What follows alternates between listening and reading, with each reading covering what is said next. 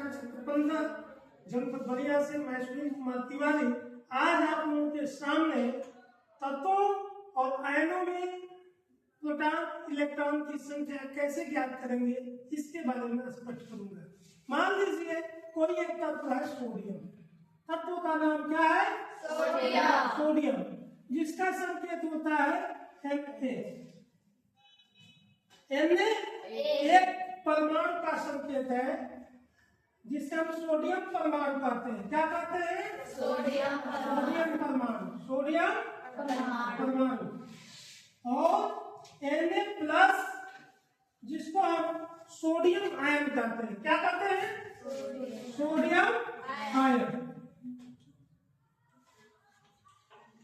तो आज हम ये देखेंगे कि प्रोटॉनों की संख्या सोडियम आयन में कितनी होगी। प्रोटॉन की संख्या कितनी होगी?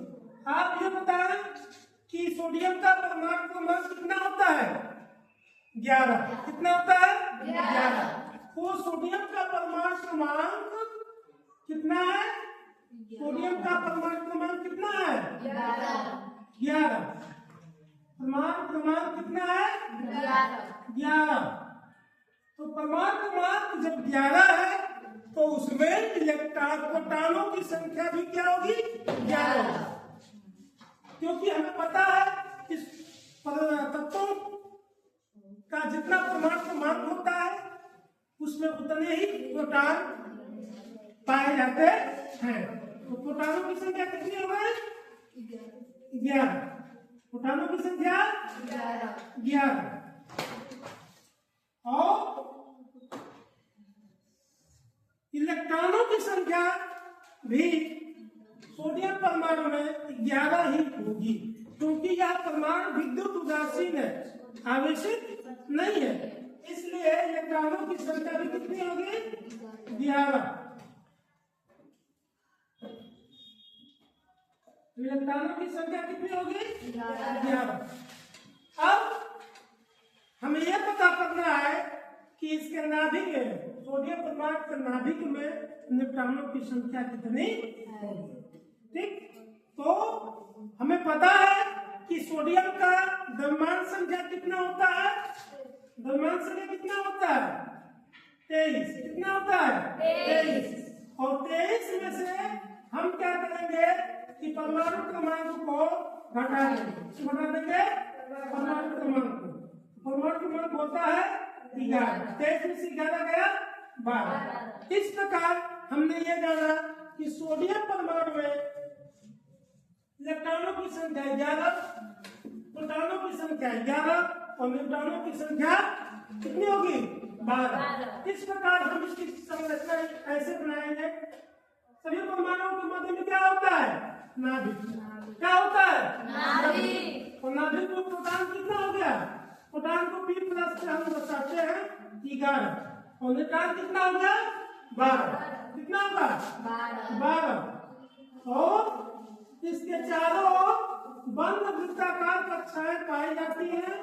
इन बंद वृत्ताकार कक्षाओं में इलेक्ट्रॉन घूमते रहते हैं और ये नाभिक के चारों ओर चक्कर लगाते रहते हैं।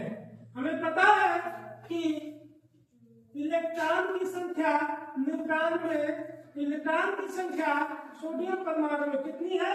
11। कितनी है? 11। इसलिए इसमें इलेक्ट्रॉनों की संख्या भी 11 होगी। अब इलेक्ट्रॉनों का इलेक्ट्रॉनिक विन्यास किस प्रकार होगा? इलेक्ट्रॉनिक विन्यास से मतलब है कि उस परमाणु के पहली कक्षा, दूसरी कक्षा, तीसरी कक्षा, चौथी कक्षा, पांचवी कक्षा, छठवीं, सातवीं जो भी कक्षा है उसमें इलेक्ट्रॉनों की वितरण व्यवस्था क्या है।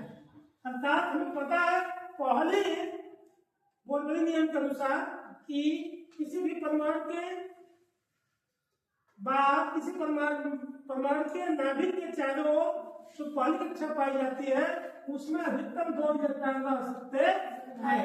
हम इसको डार्ट से दिखा सकते हैं कि 2 इलेक्ट्रॉन में पहली कक्षा में, दूसरी कक्षा में 2n² नियम के अनुसार अधिकतम 8 हो सकता है। कितना हो सकता है? 8। इस प्रकार 2, 2, 4, 2, 6 और ये 2, 8। तो पहली कक्षा में 2 और दूसरी में 8। अब 8 तो 10 हो गया ना, और टोटल 11 इलेक्ट्रॉन होते हैं, तो एक इलेक्ट्रॉन जो बचेगा वो इस दूसरी कक्षा में जाएगा।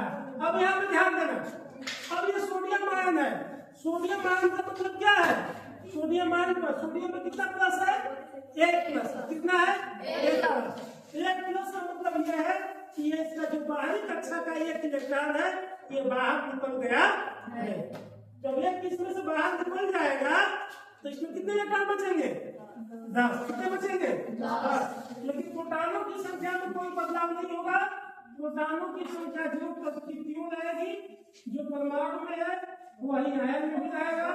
प्रोटॉनों की संख्या 11, न्यूट्रॉनों की संख्या कितनी हो गई, 12।